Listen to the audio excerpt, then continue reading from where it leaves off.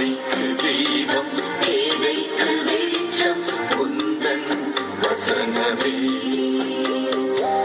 Praise the Lord. இன்றைய நாள் தியானத்திற்காக 1 பேதுரு 3ஆம் அதிகாரம் 15ஆம் வசனம். உங்களில் இருக்கிற நம்பிக்கை குறித்து உங்களிடத்தில் விசாரித்து கேட்கிற யாவருக்கும் சாந்தத்தோடும் வணக்கத்தோடும் உத்தரவு சொல்ல எப்பொழுதும் ஆயத்தமாயிருங்கள். நமக்கு ஒரு நம்பிக்கை உண்டு.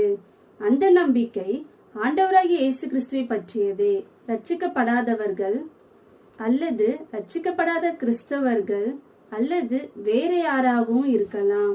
அவர்கள் ரட்சிப்பை குறித்து அறியாதிருக்கிறபடியால் பல காரியங்களை கேட்கலாம். சிலர் உண்மையாக அறிந்து கொள்ள கேட்கலாம். சிலர் வீம்புக்கு வம்பிழுக்கும்படி, ஏட்டிக்கு போட்டியாக கோபம் வரும்படியாகவும் கேட்கலாம். அப்படி விசாரித்து கேட்பவர்களுக்கு சாந்தத்தோடும் வணக்கத்தோடும் தாழ்மையோடும் உத்தரவு கொடுக்க வேண்டும். ஒருவேளை அவர்கள் கோபப்பட்டு நம்மிடம் பேசினாலும் நாம் கோபப்படாமல் விளக்கமாக பதில் கூற வேண்டும். அதற்கு நாம் ஆயத்தமா இருக்க வேண்டுமா?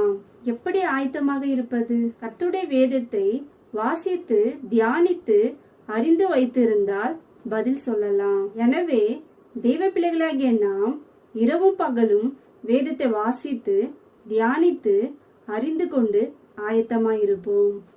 ஆமென். ஆற்றல் மிக்கது, ஜீவனுள்ளது உந்தன் அருள்வாக்கு.